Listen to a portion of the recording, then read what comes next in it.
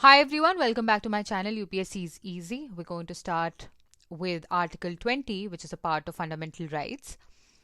मैं चाहती हूँ कि आप अपनी अपनी लक्ष्मीकांत को ओपन कर लीजिए. लक्ष्मीकांत 7th एडिशन से हम कर रहे हैं और मेरे सामने जो डॉक्यूमेंट है ये MEA का डॉक्यूमेंट है, राइट? सो शुरू करते हैं. आर्टिकल 20, यहाँ पे हम पढ़ने वाले हैं protection in respect of conviction for offence. ठीक है, protection in respect of conviction for offenses, right? ये जो एक्चुअली में आपका आर्टिकल 20 है, ये आपको कर रहा है grant protection against arbitrary and excessive punishment. So against arbitrary and excessive punishment ये आर्टिकल 20 आपको प्रोटेक्ट करता है. ठीक है, against arbitrary and excessive punishment. If you do not know the meaning of arbitrary, I would suggest you please open any dictionary or whatever you're using and please see the meaning of this word because it's important. Legal terms में बार बार use होने वाला है, तो arbitrary आपको पता होना चाहिए. Article 21(1) क्या कहता है हम वो देखते हैं. No person shall be convicted of any offence except for violation of a law in force at that time of commission of act. Okay, right? क्या मतलब है? 2002 में आपने कोई ऑफेंस कमिट किया, राइट? लेकिन इस वक्त ऐसा कोई लॉ नहीं है जो बोल रहा है कि ये ऑफेंस है, तो आपको पनिशमेंट नहीं मिल सकती है. समझ रहे हो? लेकिन अगर कोई एक्ट होता, कोई लॉ होता जिसके अंदर ये जो आपने एक ऑफेंस ए कमिट किया है वो ऑफेंस माना गया होता, उसके लिए पनिशमेंट होती, तो फिर आपको पनिशमेंट मिलती. जब तक कि आप कोई एक्ट कमिट करते हो, कुछ आप कमिट करते हो और वो किसी लॉ के अंदर ऑफेंस नहीं है, तब तक आपको उसके लिए पनिशमेंट नहीं मिल सकती. ठीक है, और ऐसा भी नहीं है कि फॉर सपोज 2002 में आपने कोई ऑफेंस कमिट किया, उसके लिए किसी लॉ में दिया हुआ था पनिशमेंट एज एक्स, तो आपको एक्स पनिशमेंट ही मिल सकती है, एक्स से ज्यादा पनिशमेंट नहीं मिल सकती. ठीक है, क्या मतलब है इसका देख लेते दोबारा. No person shall be convicted of any offence except for violation of a law in force at that time of commission of act charged as offence, nor be subjected to penalty greater than which might have been inflicted under the law in force at that time of commission of offence. Right? क्या मतलब है? For suppose you committed an offence X, right?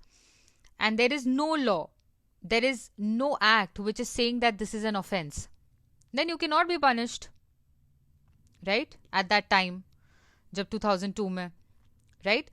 But by chance एक law है जो कह रहा है कि एक्स ऑफेंस के लिए पनिशमेंट है वाई, तो आपको वाई पनिशमेंट से ज्यादा पनिशमेंट नहीं मिल सकती है. Why is the maximum punishment you can gate,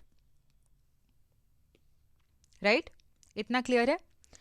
इसको इन्होंने बोला है नो एक्स पोस्ट फैक्टो. ठीक है, तो 21 is no ex post facto. I have tried to explain you this in layman language, okay, as much as I can.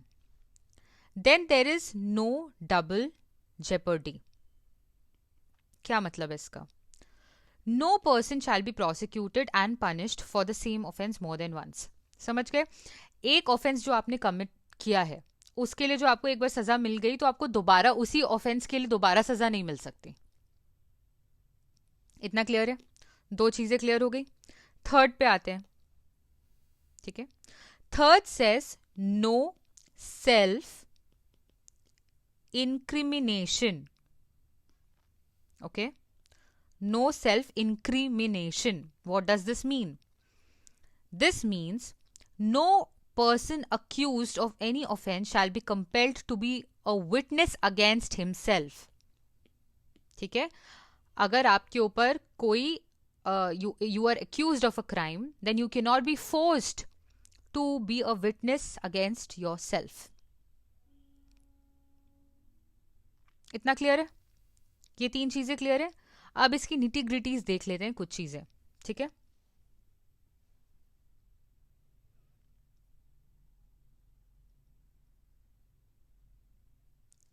X post facto क्या होता है वो देख लेते हैं. हमने 21 में पढ़ा नो एक्स पोस्ट फैक्टो, ठीक है? This does not apply here, ठीक है, 21 में. बट एक्स पोस्ट फैक्टो क्या होता है? एक्स पोस्ट फैक्टो एक ऐसा लॉ होता है जो इम्पोज करता है पेनल्टी रेट्रोस्पेक्टिवली,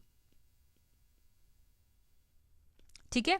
रेट्रोस्पेक्टिवली मतलब जो एक्ट आपने पहले कभी किया है, ठीक है, उसकी पेनल्टी इंक्रीज कर देना या उस पे पेनल्टी रेट्रोस्पेक्टिवली अप्लाई करना, लगा देना, उसको एक्स पोस्ट फैक्टो बोला जाता है, ठीक है? ऐसे लॉ को, जो ये एक्स पोस्ट फैक्टो है, ऐसे लॉ को प्रोहिबिट करता है आर्टिकल 21, ठीक है? लेकिन ये जो आर्टिकल 21 है ये सिर्फ एप्लीकेबल है क्रिमिनल लॉस के लिए, रिमेंबर दैट, ठीक है? ये सिविल लॉस पे अप्लाई नहीं होता. आर्टिकल 21, आर्टिकल 20 क्लॉज 1 की बात करी हो, 21 नहीं, आर्टिकल 20 क्लॉज 1. क्या बोला मैंने? Article 20 clause 1 says no ex post facto, no, right? Ex post facto का मतलब क्या होता है? कोई भी पेनल्टी या कुछ भी इंक्रीज इन पेनल्टी रेट्रोस्पेक्टिवली, ठीक है? जो ऑलरेडी एक्ट हो चुका है उस पे पेनल्टी लगा देना या उस पे पेनल्टी इंक्रीज कर देना, ठीक है? ये नहीं हो सकता according to, this is prohibited according to article 20 clause 1. लेकिन आर्टिकल 20 क्लॉज 1 किन चीजों की बात कर रहा है? क्रिमिनल. क्या आर्टिकल 20 क्लॉज 1 सिविल पे अप्लाई हो रहा है? नहीं, ठीक है? क्रिमिनल लॉस पे अप्लाई हो रहा है बस. इसका क्या मतलब है? इसका मतलब यह है सिविल लायबिलिटी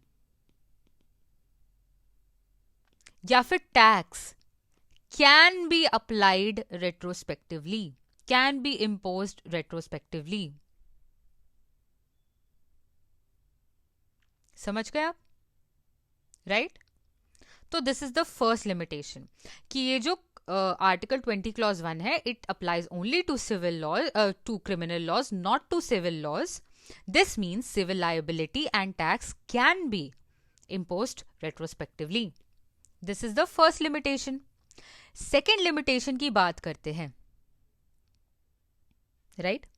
Second limitation ये कह रहा है कि it prohibits only conviction or sentence under ex post facto,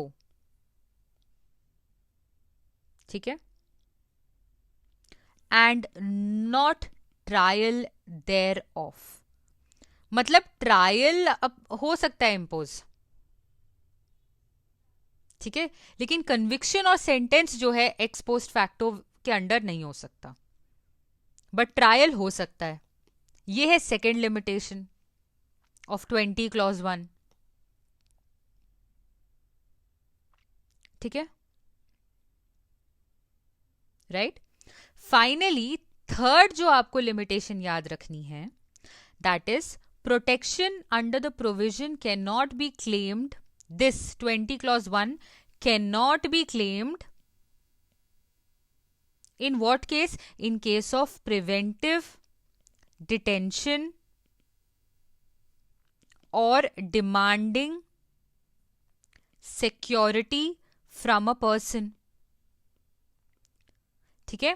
20 clause 1 का जो प्रोटेक्शन है, it is not available, it can not be claimed when we talk about preventive detention or demanding security from a person. Right? ये हो गए limitations article 20 clause 1 के. अब article 20 clause 2 पर आते हैं. ठीक है, जो हमने पढ़ा था against double jeopardy, no double jeopardy. Right? ये जो अवेलेबिलिटी है इस राइट की, वो सिर्फ अवेलेबल है against proceedings before the court. Court proceedings के लिए ये अवेलेबल है. राइट? या फिर ट्रिब्यूनल्स के, जुडिशियल ट्रिब्यूनल्स के अगेंस्ट भी अवेलेबल है. बट ये किस चीज के लिए अवेलेबल नहीं है नो डबल जेपर्डी? डिपार्टमेंटल या एडमिनिस्ट्रेटिव अथॉरिटी जो कि जुडिशियल इन नेचर नहीं है, उसके लिए आपके पास ये नो डबल जेपर्डी वाला राइट अवेलेबल नहीं है. ठीक है? आर्टिकल 20 क्लॉज 2 का लिमिटेशन ये है that it is only available for judicial proceedings, whether it's court or tribunal. It's not available against departmental or administrative whatever it is which is not of a judicial nature. Right? Administrative or departmental authorities के against ये available नहीं है. Right? इतना clear है?